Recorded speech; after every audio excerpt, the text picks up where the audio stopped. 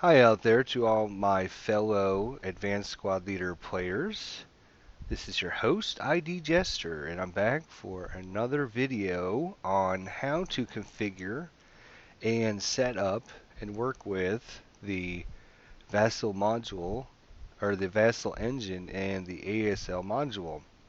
If you watched my previous video, we talked about how to install Vassal and how to set up a folder for your ASL module and how to install maps and configure your Vassal module so it would read your maps and stuff. So this one I'm going to talk a little bit more about how to use Vassal and what you can do with it, and hopefully I'll be able to answer some questions that some people had posted out there. I just want everybody to know that I do read all the comments that you post out there. I try to get back with everybody and post replies and try to help out as best I can. So if you do have any thoughts or questions or comments, please do let me know. And I do also appreciate all your kind words that people have left out there. And it seems that some people really enjoy this video series and are learning a lot from it. So when I hear that, it gives me positive feedback to continue doing them. And I appreciate all the words out there from everyone saying that you appreciate this. So I'm trying to do whatever I can to help you out. And by no means, I'm not an expert on Vassal. I'm not an expert on ASL, but figure I do know something, and I can try to share that with these people out there who might not know as much as I do. So, without further ado, let's get into Vassal and see what we can figure out what we can need to do. Um, if you watched the last video, I ran into some problems trying to get my old ASL directory with my boards to work, and basically to give you an update of what happened there. I had some bad board files in here. I think some of them were actually, I had dual copies of some of them, like this one here. I had a lot of dual copies, and I'm not sure that might have freaked it out or whatever. So I ended up just deleting some of the board files and reinstalling them, and it worked just fine. It works just perfectly the way it is. So if you're having problems, one thing to keep in mind is if it's working and you change anything, then undo what you did and try adding things in slowly to see if maybe there's a bad file that could be causing some problems. I'm not going to try and cover a lot of the things we covered in the previous episode, so please do check out that tutorial video on how to install ASL and how to get your map boards downloaded and installed. So here we are. We got our Vassal module, and we're running version 3.1.18, and we're also using the VASL 5.9.2. So you might want to, if some things look a little different, it might be your version looks a little differently than mine. Once you install Vassal and run it the first time, it should pop up on your list here. And if you have any questions about how to do that, check out my previous video. So we double click Vassal here, and we're going to get into it. I'm going to show you a few things here that I've decided that people were asking me questions about. So I thought maybe it'd be easier than trying to answer them and just create a new video. So we have start a new game offline, look for a game online, and load save game. If you have a different message that comes up, the first time you load it, it's going to ask you for your name, username, and password. And so everybody knows, the password is associated with concealment. So if you have a password, your counters, your concealed counters, you can see and unconceal them. And if your opponent has a different password than you, he can't see your concealment counter. So the password has to do with concealment, what you can see underneath the concealment counters. So if you and your opponent had different passwords, you're okay.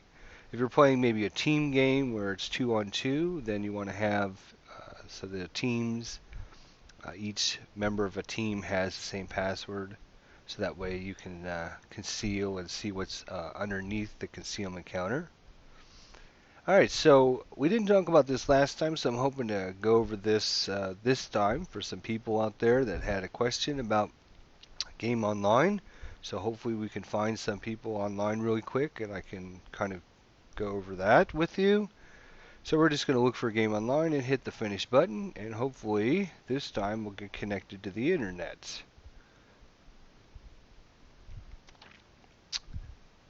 Last time I was just recording a video and of course the internet was down. We're having some issues because power's been in and out for the last week. Hopefully, let's see, make sure. Yeah, the internet's working. Okay. Hopefully the Vassal site's not down.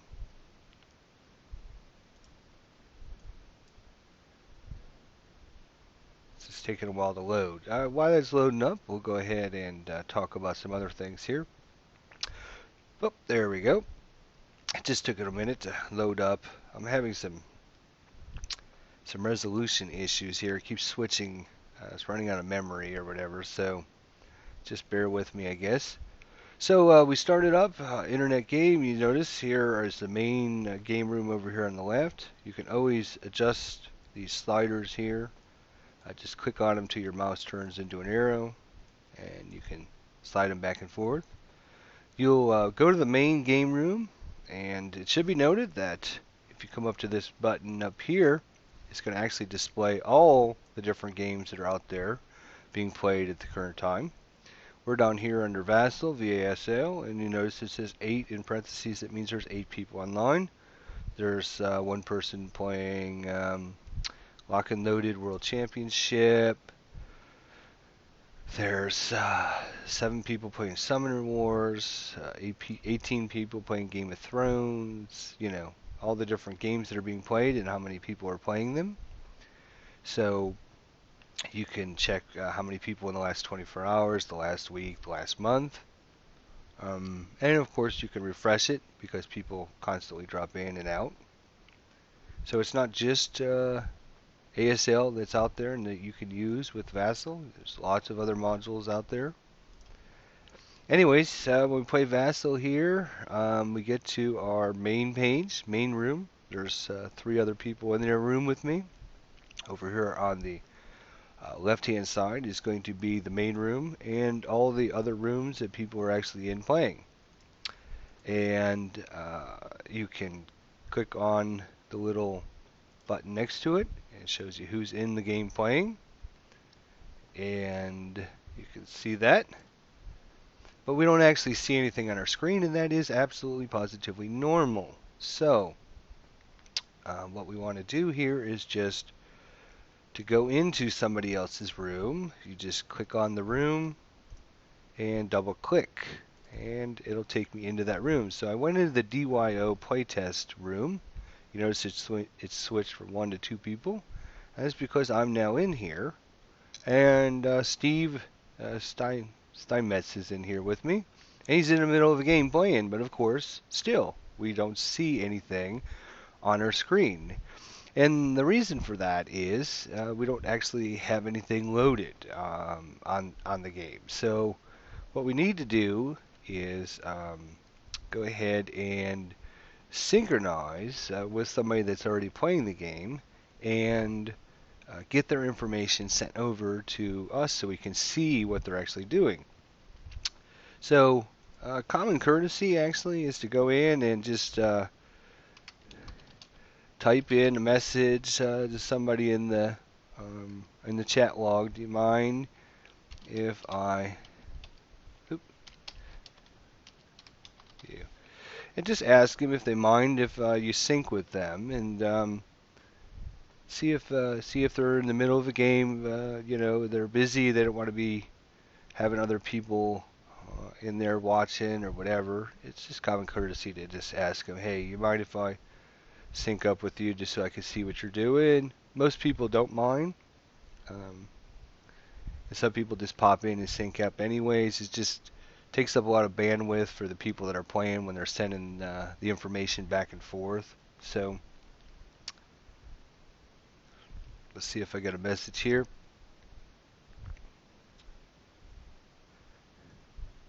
Looks like Chris is in here now. We'll just... Oop. Can't spell sync.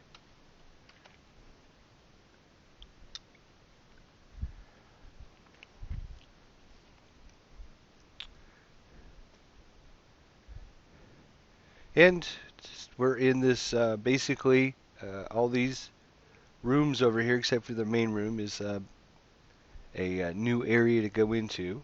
So if we can't get anybody in this one, we can always go into a different room. Just think of it as a different classroom. You're going in, and they're teaching a different subject.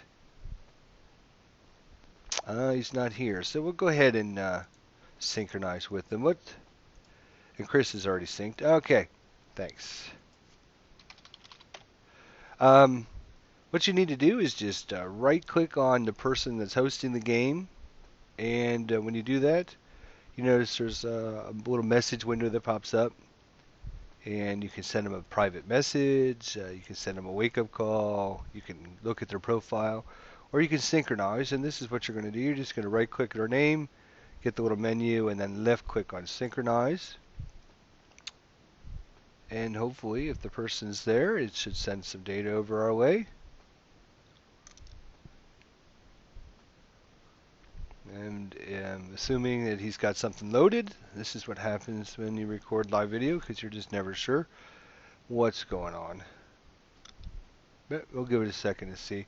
Otherwise, we'll pop into another room and take a look. So if I wanted to create my own game, it should be noted that you cannot create your own game. Oh, here it comes. Alright, so here we got a big game that's Steve has been setting up here. You'll notice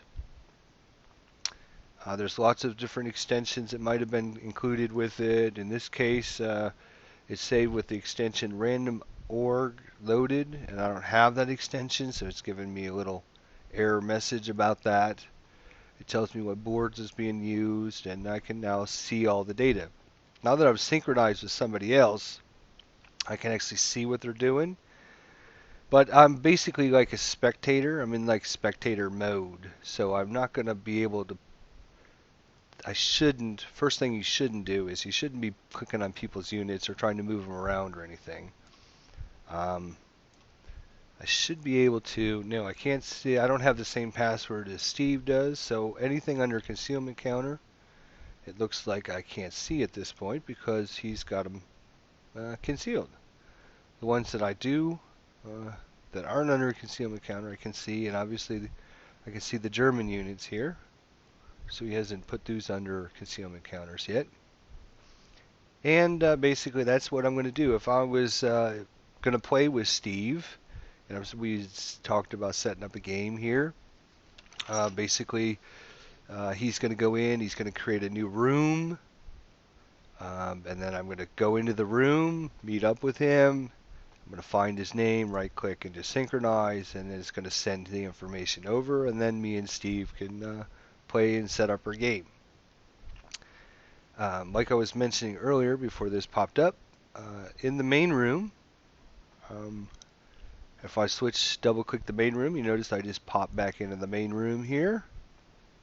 And if I'm in the main room, I can't create my own game. I can't be in the main room to create a game. So to create a game, I'm just going to come over here, and I'm just going to type in, I'm just going to create a room called Test A1. And that'll be my room. And I'll hit enter. And you notice now, if we pull up the list, we have a new room called Test A1. There's only me that's in it. And but it's weird because I've still got this screen up, and that's because I'm still synchronized with Steve and his information that it got sent to me. Now maybe they had already moved units and counters and all that, Oh, Chris jumped in to try and see if I have anything up, and which I don't. So he's asking me to send my game info. That's what happens. A little message pops up, sending game info. I'm just going to type in no game, just a test. So Chris knows, hey, looks like Chris is looking for a game or looking for somebody to play.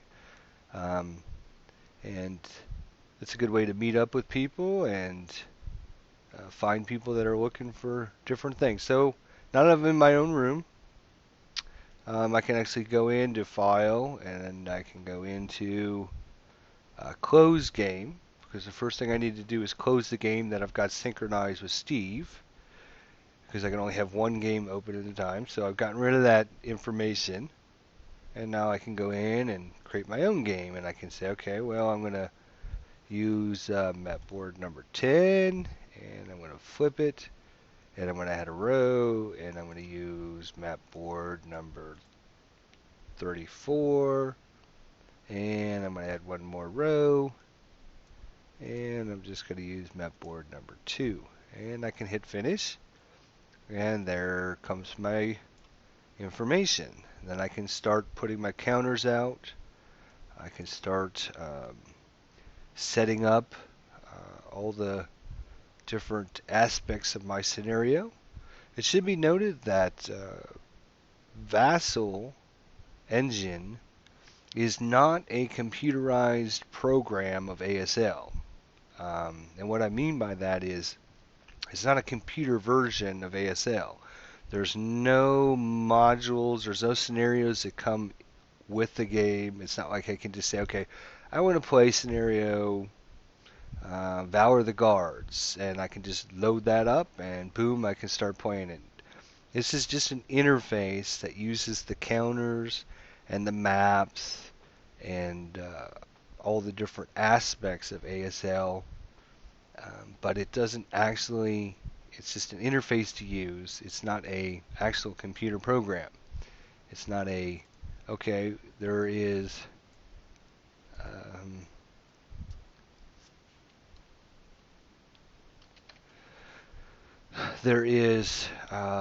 for example, if I go in and I bring up a unit here, we all know that units have 4 movement points, and unless they're moving with the leader or unless I CX a unit, I can go ahead and take this unit and I can say, you know what, I'm going to move 1, 2, 3, 4.5, 6, 7, 8, 9, 10, 11, 12. Okay, there's nothing built into Vassal that's going to restrict you from doing anything. It's just an engine to help you visualize and play without having to be in the same room as somebody else. So there's no scenarios built into it. There is no built-in AI. There's no built-in rules, restrictions. It's just an interface to use that lets you see the counters, move the counters, see the maps. It's up to you to supply the scenarios. It's up to you to supply the rules and follow them and understand them. So, still in my room here. My room is test A1. I've got my game. I'm starting to bring some counters onto the map here, and maybe I'm setting this up for maybe me and Chris are going to be playing later today. And I'm just going to get out all the units. And then once I get to a certain point, I can go ahead and come up here to File, Save Game. And it's going to ask me where I'm going to save it. And what I like to do is go back into our Vassal Mods folder. And we're going to go into our ASL directory. And I'm going to create a new folder. And I'm just going to call this Saves. And then I'm going to call this turn 1. Maybe I'm playing Valor the Guard, so I'll just call it turn, or maybe even better than turn 1. I would call this setup. Valor, and maybe the scenario number, scenario 1. Oop, set SET up. There we go. So I would just name it something so I know, okay, maybe this is the setup file for the scenario Valor S1, and maybe even Axis so I know which side I was going to play. And I could just hit the save folder, and then of course it's going to come up with a little log file comments, and you can put a comment in there describing whatever. Maybe if you're saving the scenario halfway through a turn, maybe you want to say that this is end of the advanced fire phase, and I would just hit save, and then you see the game has been saved. So I can always go back then and load it up, load continuation. Anything else I can think of normally for online play? So when I'm done, I can always go back to the main room. Okay, even though I'm back in the main room here, my room is gone. You notice it just disappeared because, oh, nope, I'm sorry, because Chris is still in there. Yep. If you were the only one in the room, it would disappear, but in this case, Chris is still in that room. He's probably just synced up with me to see what I was doing.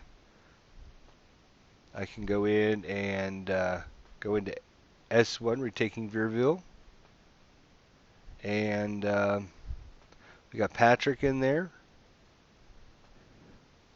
and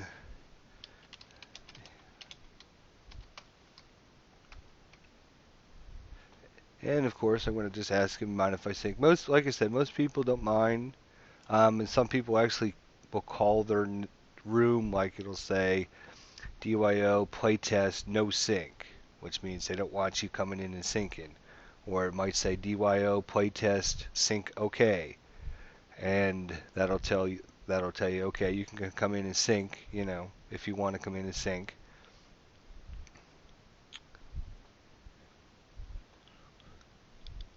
Again, to sync up, we're just going to right click and synchronize, and yep, it's saved with some extensions I don't have, and it's got 2 boards that I don't have either, which are probably the starter kit boards, which I haven't put back in yet, which are the WXYZ. They're the letter number ones, and so that's probably why it says that that I don't have the board. So if I had the proper boards, it would pop up. But you can see Patrick's done a good job of setting up a scenario here. It's got the turn track. It's got which way is north. It's got which is axis is going to go first. Looks like some reinforcements possibly are coming in on these turns 2 and 3. Here's our phase track here to keep track of things. Here's some information about the different units. Yeah, actually here is American Forces Group 2 enter in turn 1. So if you spend some time getting scenarios set up, then when your playing partner or somebody else joins up, it'll be easy for you to go, which of course you can do while you're offline. So that's pretty much the whole multiplayer. Again, create your own room or join a room. Again, even though I'm in the DYO room, I'm still synced up with the other room. Just going to go ahead and close that game. And then I can sync up back with Steve here. And that one took a few minutes because he's got a boatload of units on there. So we'll let that sync up again, and then we'll exit out of the multiplayer. If anybody has any questions about multiplayer, usually you can just get online, go in the main room, and you can type in messages in the chat log, and there's other people that will help you out if you're having problems or whatever. But I really wanted to get into, and here we are. We're back synced up with Steve again here. He's obviously in the middle of a major scenario setup here. Probably trying different things here. Okay, so that's multiplayer. And we're going to go ahead and exit out of multiplayer now. Just hit the exit in the corner. Exits out of multiplayer. If you're in the middle of a game, it'll ask you, do you want to save? Do you not want to save? So a few other things I wanted to go over quickly with you. And for all this, we could just start a game offline. Again, we're just going to choose a couple boards here. Add in, sure. Let's add those two in. Alright, so we got our own game, or our own scenario we're going to set up. The first thing we're going to talk about is some preferences here.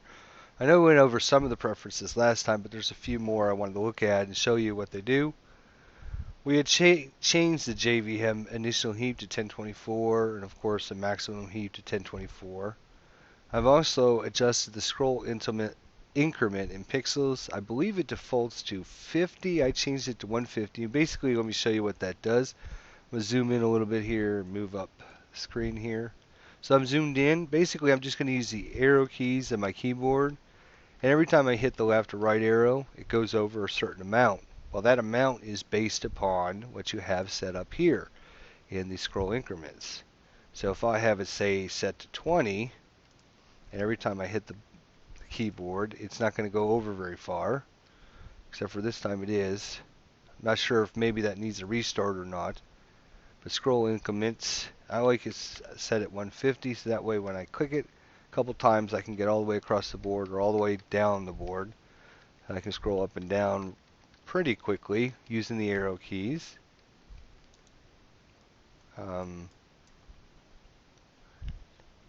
So that's one of the preferences that I set.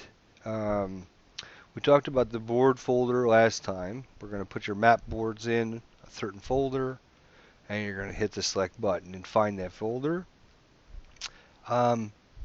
Delay before multi-stack display, I changed this to 50 as well. And what this means is if I have, let's grab some counters here. I just used the shortcut key we'll talk about here in a minute, but I just put one on the board, and I can make 5 more within 2 seconds just by having the shortcut keys. So if I have shortcut keys delay set up in milliseconds, that's what the MS milliseconds, I set it to 50. It means in 50 milliseconds, when I mouse over a stack of units, that little message pops up and shows me what units are there. So the longer the delay, some people like that to have that pop up right off the bat. Let's change it to 500, and you can maybe see it takes a good second or so before it pops up. Still pretty quick because we're talking about milliseconds, but you don't have to delay. The other option is actually to turn that off by clicking the disable that. And so when I mouse over, nothing pops up, unless of course I hit control and the space bar. Then wherever my mouse is, it'll pop it up and show me what's underneath. You can always tell when there's something underneath. I'm just going to get another unit out here. Because it has white counters underneath whatever your top counter is. So in this case, I know that this stack in J2 is just 1 unit. And these stacks over here in H2, there are several units on there. And if I wanted to see what was there, again, Control Enter. Or you can have it automatically pop up by just unchecking this box or leaving that unchecked. While we're in the preferences, let's talk about some of the others. Again, here's your personal information, your name. You can put in a fake name, real name, whatever you want. Doesn't really matter. And then here's your password. Again, your personal password. As long as this is different than somebody else's password, then they won't be able to see what's under your concealed units. So that's what the personal is. And then, of course, you can put in some personal information about yourself if you want. Server, should just leave it on default. Line of sight. things you can do with the line of sight. You can actually go in here when we're talking about line of sight button here, and basically we're just going to stretch it out from one zone to another, and what the different colors are tells me whether or not it's blocked or it's a hindrance or if it's valid line of sight. So you can see that we have a black line and then it goes to red all the way past when it hits this hex side here. And you can adjust these settings in your line of sight. So in this case, if it's blue, that means I know it's a hindrance, and if it's red, it's blocked. So if we were to find some hindrances, and we do a line of sight check, it's hard to tell, maybe on the colors, but it's black up until it gets to there, and then it goes to blue until it hits right there, and then it goes red. So that goes to show you that your different colors on your line of sight um, which you can alter and adjust. And of course, to get out of it, you're just going to click on the map. It should be noted, and I don't know if they fixed this or if it's still an issue or not, but I've had some games where if multiple people are in the line of sight thread at the same time, it can wig the system out. Now, maybe, like I said, maybe they fixed that in the updated versions and stuff, but I've been in games in the past where multiple people have had the line of sight thread out, and it's caused some issues because there's some layering on the map that actually works with the line of sight thread, and if multiple people have that open, it can cause an issue. So just keep that in mind. Alright, so let's see what else is in the preferences here. So we talked about general personal server line of sight. We have the chat window. The chat window, you can adjust what your text is, what color it is, what the size of it is, and whether or not I have pink set up for game messages, I have gray for system messages, red for myself, and others are black. Maybe I wanted to have them set up as yellow. I just click on the color, shows me a new box. I can choose any of the boxes. Maybe I want to have a nice bright green, so somebody else types something in, it's going to change that text. Other text messages. Oh, that's the other text. I'm sorry, not other players. That's the other text messages. Okay, so obviously you see 18 is like really big, so let's turn that down to 11. And now it's really hard to see. So you might have to mess around with it a little bit until you find something you like. Let's try a nice gray. There we go. There, that looks nice. Something that's not out of place. Okay, so we've talked about preferences here. We got chat window. So again, you can change your text, what your text looks like, and the size of it. And of course, you can do that for all the different colors, for all the different, oops, I guess I need to put a color in there. Let's try that one. Okay. And then extensions, which we're going to talk about extensively here in just a minute. This is where you're going to have your extensions, and of course your internet die roller, which I don't use. It's built into the game, so I just use the one that's built in the game. But I suppose if you didn't like the one that was built in the game, you can go ahead and use a different internet die roller. There's probably directions on that in the help file. So those are your setups. There's some other check boxes here. You can center on your opponent's move. You can let your opponents unconceal your units if he wants, so that way you don't have to worry about whether or not you got the same password or not. You can just let him do it on his own. There is one other very important one, which is right here. Use combined application window, which requires a start. What this box does, or checkbox does, is you can see everything is kind of built layered wise together here. There's nothing, I can't like drag this window off the other window, this This window is all built into this window. Some people like this, some people don't, especially if you have multiple monitors hooked up to your computer.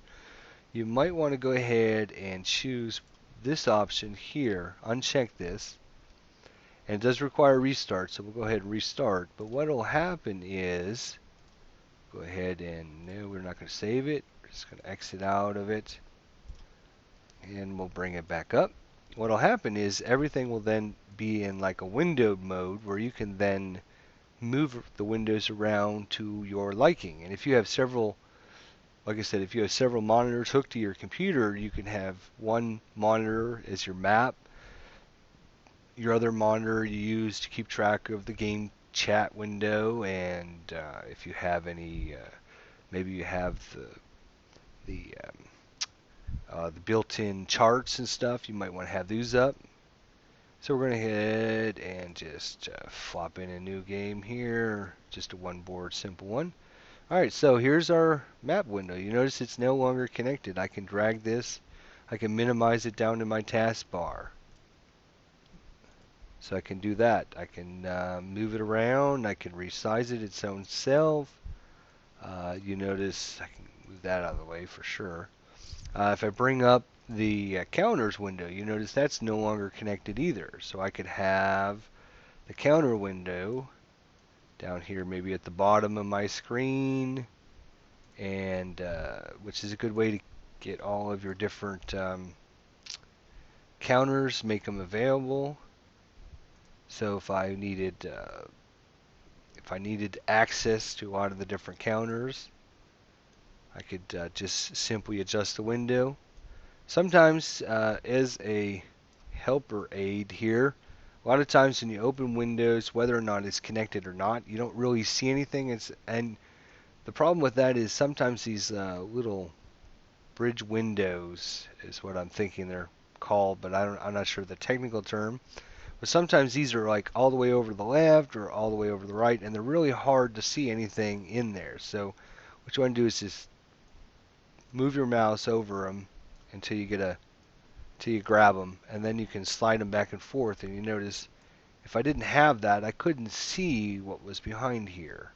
Or if I go into units and I want to look for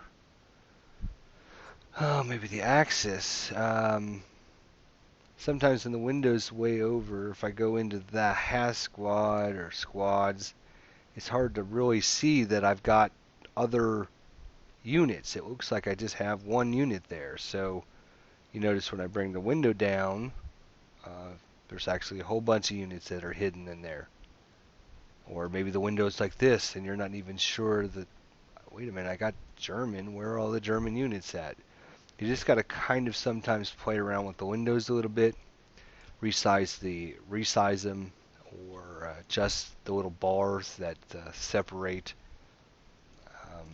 some of the screens. And this is how it sometimes pops up, and you don't really know that I can click in here and go to like a whole bunch of other things if they're in the way. Sometimes these can get squeezed together when you got multiple layers of windows, so you just have to play with them and adjust them. Okay, so this is the option for using combined application window, and this point is not combined. As you can see, everything's single. So if I bring up Axis passenger tray, okay, that's, it's not stuck together. I can bring up the charts aren't stuck together. So again, if this was if I had multiple monitors, I could slide this one over, right off the screen over to the other monitor, and then I could have this on one screen, and I could have my chat window and my unit counters basically in a different one, and then I could just drag over a pin token or whatever I need onto my map. So I think that was all the preferences that I didn't talk about last time, and hopefully some of these will make sense to you. I'm going to go ahead and I'm going to switch this back so I don't forget. A lot of times I get to messing around. There is a checkbox here. The moving stack should pick up non-moving pieces. What this means is when you're moving stacks of units around, it'll actually pick up like non-moving pieces like fortifications and stuff. So it's probably not a good option unless you're playing a very specific scenario, or maybe your guys are running around picking up things off the map board. Maybe there's some ammunition counters or something you need to grab. So you can always use that for specific scenarios. Okay, so the last thing we haven't talked about is extensions. Um, Extensions are, whoops,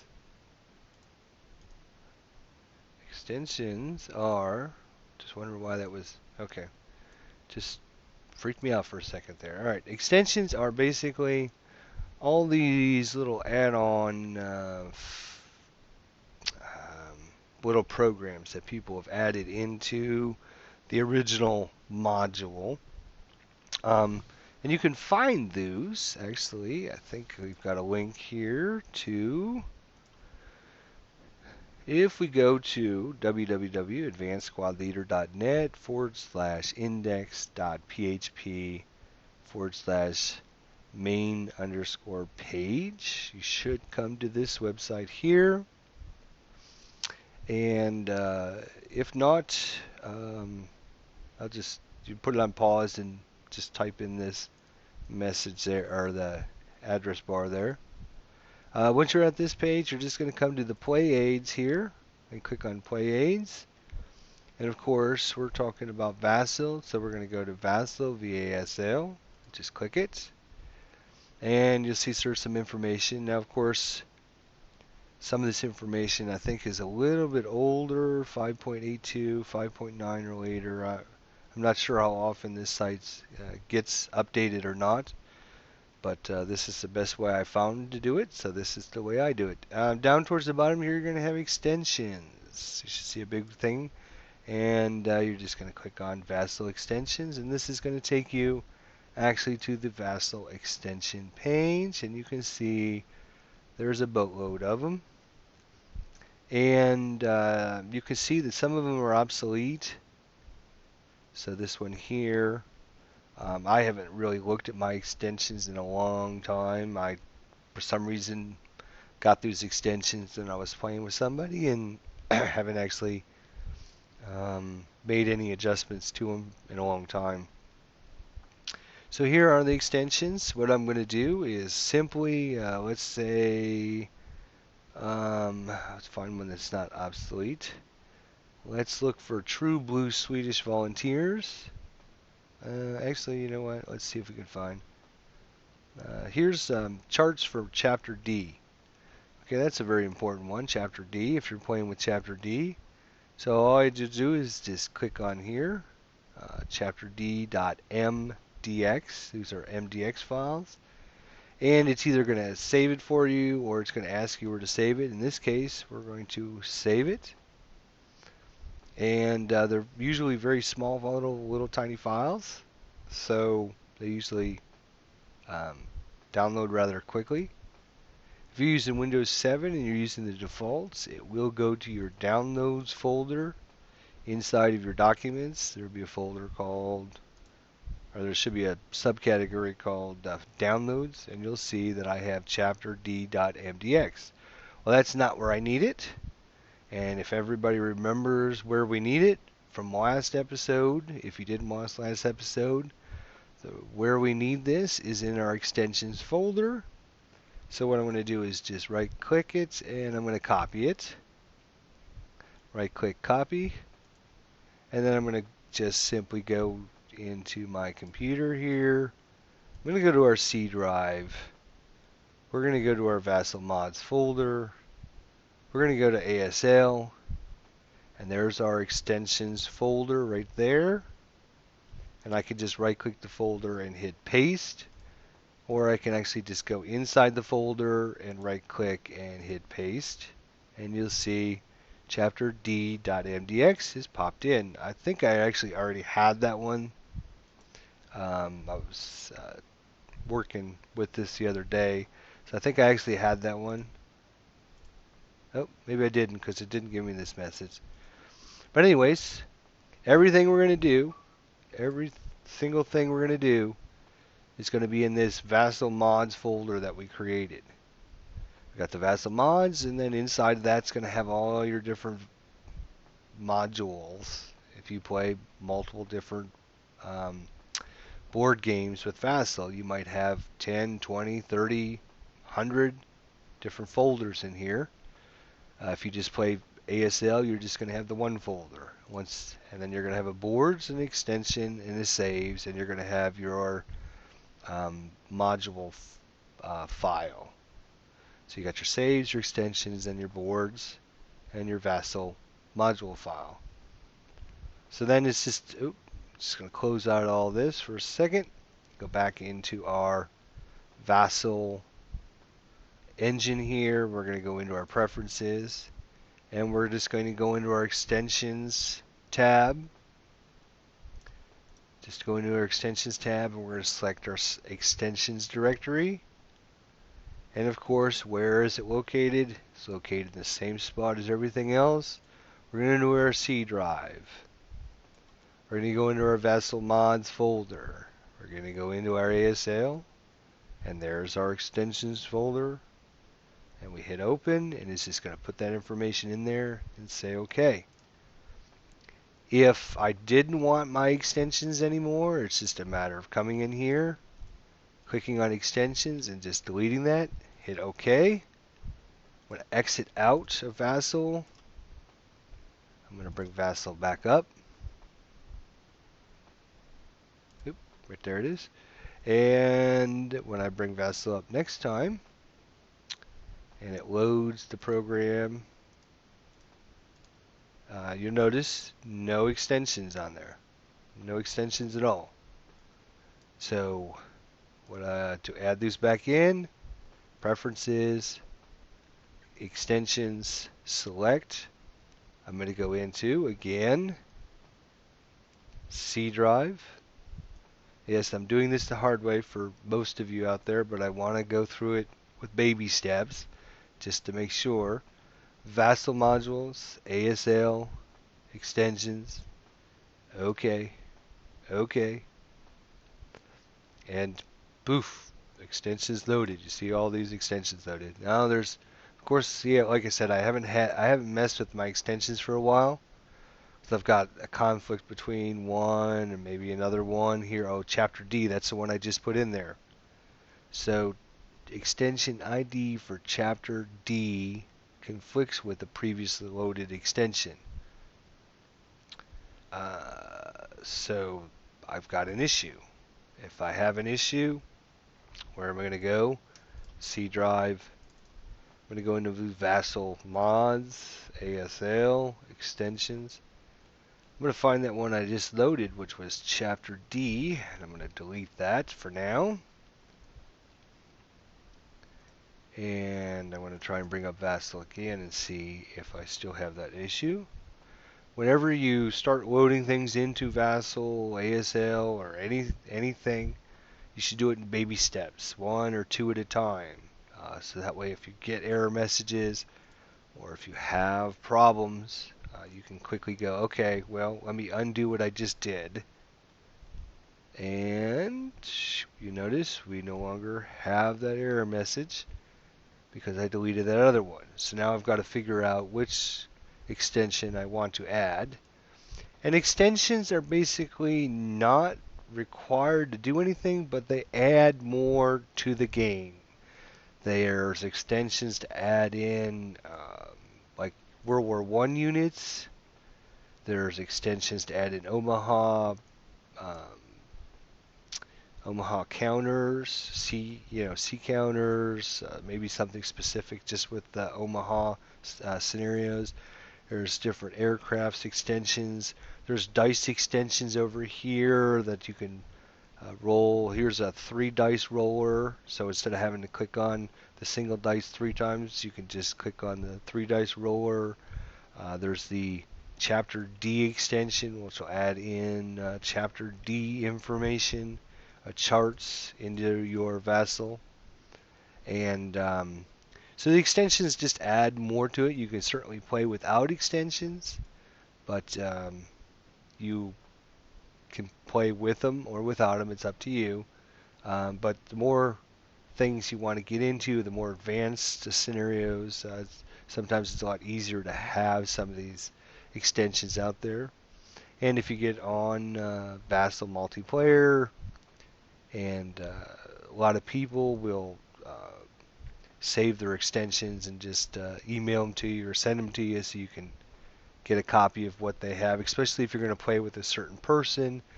If I'm going to play with Joe and Joe's setting up the scenario, then the scenario is going to be saved with all the extensions that Joe has on his computer. So the best thing for me to do is, if I'm going to play with Joe, is have Joe send me all of his extensions. So when we play with the scenario that Joe set up, then I will have all the extensions for that scenario. So that's kind of the best of both worlds, is to have somebody send you the extensions if they're setting up a scenario. So if I was going to set up a scenario, I'd probably set it up without extensions so that anybody can use it. But if you're playing with a certain group of people or a certain couple of people, you probably want to sync up what extensions you're using, because they'll be based on the scenario you have. One of the other things we haven't even talked about, and was trying to keep this video short, which that didn't work very well, did it? Was to actually how to use some of the. I don't want that map. Give me map 6. All right, when we're in Vassal here and we've got our map board here, I'm going to just talk about this kind of quickly here. You can zoom in and out to try and get your map, the right size. I like to keep things as, close as possible. I don't like too far away because the counters look too small. So what I like to do is use custom. You can click on the little custom icon. And instead of having it 100 or 150, I like to go to other, and I'm going to crank it up to 120%. And that's big enough that everything looks good, but it's not too big that I can't see a lot of the map. You can use, if you have a scroll on your mouse, you can use the scroll button to go up or down. And of course, as I showed you earlier, you can use your arrow keys on your keyboard to actually go up, down, left, and right by just using your arrow keys. Let's put some units on the map here now, and let's talk about allied. Let's try here. Let's bring in one unit here. So we got a unit. Maybe I need a couple more of these units. We showed that earlier, that I can have 100 other units here in about 10 seconds. Alright, it's all about using your shortcut keys. Shortcut keys are your lifesaver. If I was going to move this stack of units, I could actually use it without, you notice my mouse on my screen is not moving at all. I'm actually just moving this stack of units around the map using the shortcut keyboard. Keyboard shortcuts. So, where do you find these shortcut keyboard commands? Well, a lot of times, let's just pull out a unit here.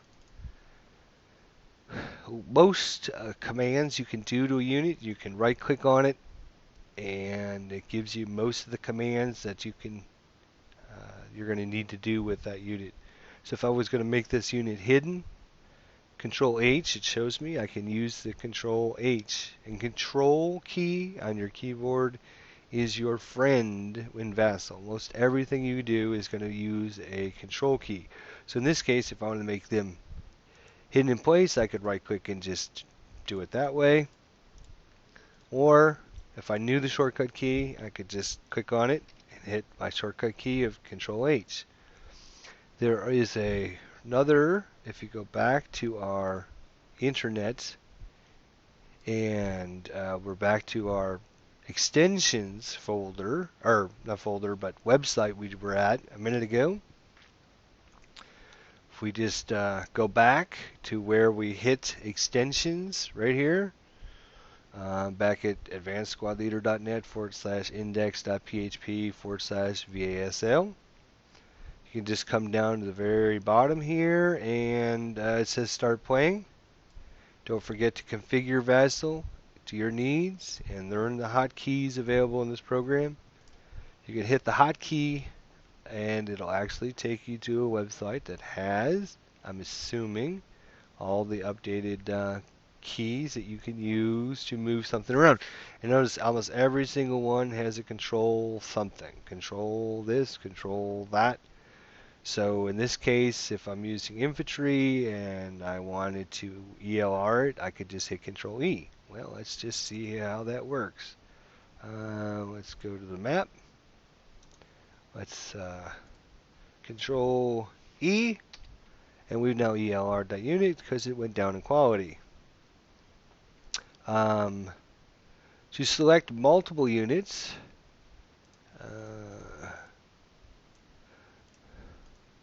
and I'm going to talk about stacks here in a minute. To select multiple units, I can just click my mouse and I can hold my left mouse button down, and you notice it makes a box on the screen.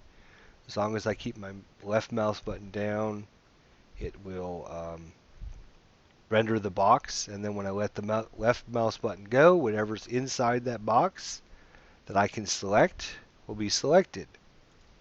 So if I wanted just this unit, I could just click on this stack and it'll select all the units. I can click on this stack and select all the units, or I can just simply just box them in by doing this. If I wanted this stack and this stack, just box and let go. If I wanted these two stacks, just box, let go. So selecting units, very easy. If you're working in a stack of units, which you will if you play ASL, you notice there's our little pop-up window that shows up. What we're going to do is double click to expand it out. Double click to expand it out. In this case, let's work with a little bit easier group of units here. Let's just separate some of these guys out. Oops. Sure, put some over there. We'll put some guys down here. Put some guys over here. There, now we got some manageable stacks. Okay. So if I've got, this is my scenario. I've got set up. I can quickly and easily see. I've got 7 stacks of units in one single. This is a single because there's no white boundary under it where all the other stacks are. To find out what's in this stack, I can just leave my mouse, hover over it, and I go, okay, I've got a 447, 447, another 447. So I got 3 447s. Maybe I just want to move one of the 447s. In this case, let's actually, let's go in and I'm going to bring in 3 different units so we can see here. There's a 4, there we go. All right. So I've got a stack here. It's got a 458, 246, and a 628.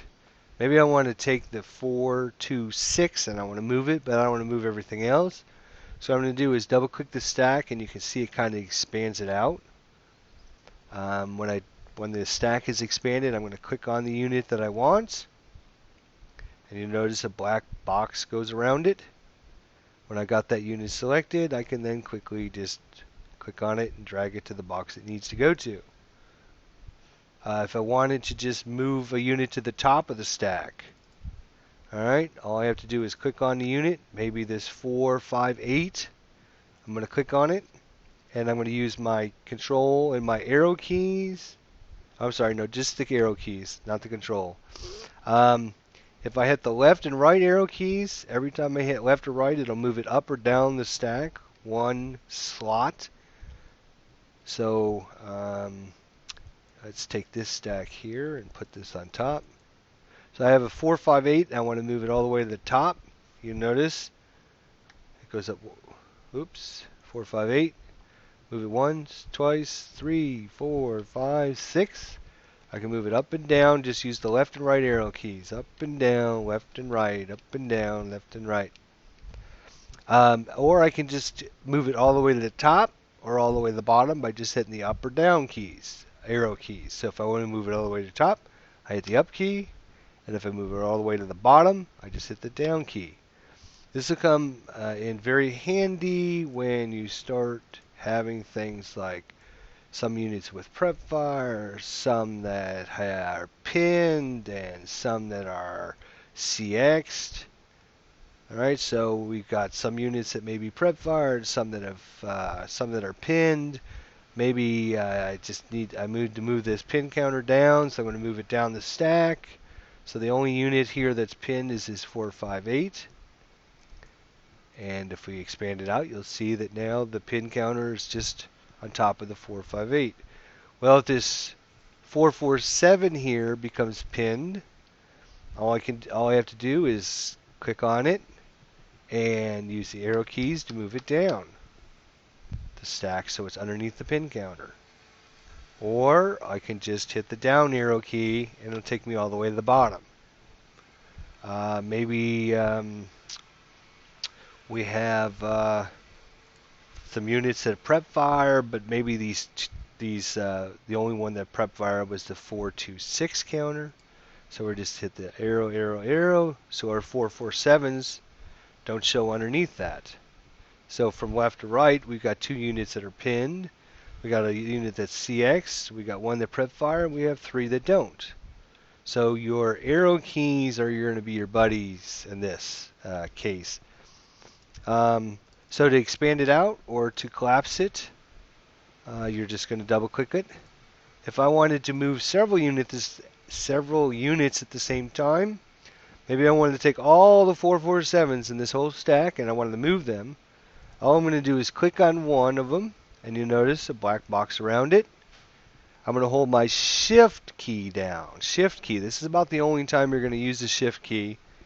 But you're going to hold the shift key down, and anything else I click on, you'll see will also become, will have a black box around it. So you'll notice in all of our stack right here, black box, none, none, none, none, none, none, black box, black box, black box. So we got 4 units selected. All I have to do is click on any of them, and it grabs them all. You can see them kind of shadowy there, and I can just move them into D4. Now all the 447s, you'll notice, moved into D4. Then all I have to do is just double click this stack, and that stack collapses back upon itself. So working with stacks, it takes some practice. Granted, absolutely takes some practice. It's not something you're going to become an expert at right off the bat. But it takes, excuse me, sorry about that. It takes some practice working with them, especially when you start working with units that are different size. If you start throwing in things like, where's our vehicles here? Let's get a T-34 out here. You start working with the T-34, and then you've got other units with those.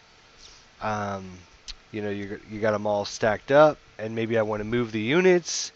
So I got to double click, and I say, okay, I'm going to move this guy. I highlight it. And the bottom guy, so I hold the shift key down and click on the bottom guy. And basically, the way you know this is anything in a black box is what you have selected. So once I have the units that I want selected in a black, that have outlined in a black box, then I could just click and drag, or move them, or click and drag them back over here, and they're going to come back to the top of the stack. Then I can just quickly hit my arrow keys to move them to the bottom of the stack. Then I can quickly click on the tank to collapse the stack, and I've moved units from C5 into from C5 to D4, and I put them underneath the tank. And the first time you do it, you'll have everything all messed up, and you'll be frustrated. Just take your time. Don't get frustrated. Just relax a minute and think about what you're doing. Practice a little bit. You'll be just fine. It takes a little bit of practice. Takes some working with, but you'll get it eventually. And of course, if you know the shortcut keys to do things, you know, if these units are moved and I don't want them to be marked as moved, I can hit Control M. I can also come up here to the top up here, and it's going to just get rid of all the move counters throughout the map. Um, if this guy become pinned, I can just simply Control P to pin it, Control P, and that's all in the Vassal hotkeys. If you look under Inventory, Control P to pin, and I would print this out. What I did actually was just go into Microsoft Word, and I just copy and pasted that whole page into a Word document. So I can have this Word document with me, and you can color code it. You can do all sorts of crazy cool things with it. Or you could just have this website up, and you can just minimize it, keep it out of the way, and like I said, most things I can right click and I can pin it, and it'll tell me, oh, Control P. Okay, that's right, it's Control P. What is the key to break something? Well, the key to break something is Control F. Oh, okay, now I know that. So this unit breaks, double click, boom, Control F, it breaks. And we look at our thing. Oh, that didn't work right because this unit should be underneath, or the DM counter should be above this unit, but it's above this guy. Uh-oh, what do I do? No, you just quickly, easily, just hit your arrow key, put your stack back together, and boom, you fix it. You're done. There you go.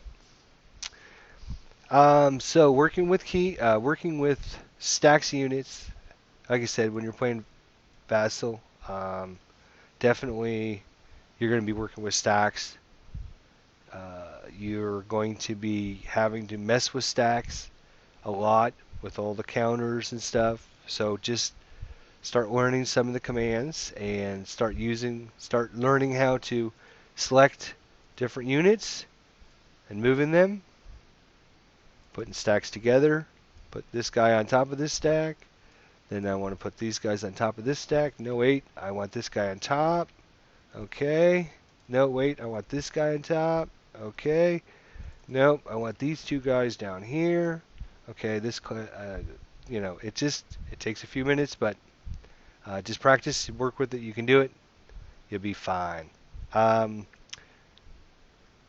What else is I going to show you? Stacking, moving. Can't remember if there was something else. 9 times out of 10, I just get started talking about one thing and I forget about everything else anyways. Oh, yes, moving on the map. Of course, you can use your arrow keys or you can just drag your units and move them. One thing that should be noted is it's very hard to get the units to move in bypass mode to any of the vertexes. Like if I was going to move into this vertex, it can't really move it into that vertex. So you either have to use voice communication or you have to work with keyboard chat. My recommendation obviously would be to use a voice communication program such as Skype or one of the other voice communication programs out there, where you can communicate with somebody, get a decent headset and microphone, and it will save you hours and hours of typing. Whatever you spend on the microphone is well worth it, because you can say, okay, I got these units here in J4. I'm going to bypass and I'm going to move into the J3, K3, K4 vertex, and I'm going to move my units there. But even though they're not there, or they don't look like they're right there, they're there, and it's hard to really see in to get the units to move along in bypass mode. I suppose you could really kind of zoom. Well, it's as zoomed in as you can get it. It still doesn't look exactly where they need to go. So yes, just work with your playing partner and figure out the best way to let somebody know when you're going to go into bypass mode. because it's one of the hardest things to keep track of in Vassal. It's just working with units in bypass mode, where actual units are, because is this stack, especially when you start working with stacks, is this stack in P5? Is it in Q5? Is it in bypass mode? Where is it? It's hard to really say. Okay, now we can know it's in P5, but if I'm moving and I'm using the moving keys, it'll move it right into the spot for you. But when you start going into bypass mode, okay, I'm in bypass mode, well, kind of right there, sort of. So just keep that in mind when you're playing with the Vassal module. It's a little hard to see unit-wise who's in what space when you're in bypass mode. Turning and rotating, obviously that's only important with vehicles and guns, but that's Control Z and Control X. So I can Control Z to go one way, Control X to go to the counter way, and of course I know you can see that in the menu, so you can just right click and do it this way. It's just it's easier to when you're doing it. Shortcut key, you can do a whole bunch at the same time. So there you go. I think I've got just about everything covered I wanted to cover. The preferences, the password works with the concealment, board problems. There's no scenarios built into the game. You have to create your own scenarios based upon the cards that come with your game. Again, you should try send a few dollars over to donate to the Vassal people that spend their time and effort creating this, so you have thousands and thousands of hours to play. If you can spend a few dollars to donate to them, I'm sure they would be greatly appreciative. And hopefully I've covered just about everything that I needed to cover. Again, appreciate all your guys' thoughts and comments, suggestions. If there's something I missed, something you think I should cover, something you're not sure about, send me a post, send me an email, give me a thumbs up, tell me what you like, what you didn't like, and if it's something that several people have questions about, I can create a short, quick tutorial video and get that out, and hopefully clear up any issues that might have been caused. Well, enjoy your Vassal, enjoy your ASL, have a good time playing it, and hopefully some of this was helpful along the way. Until the next video, I bid you fond adieu. This is ID Jester signing off.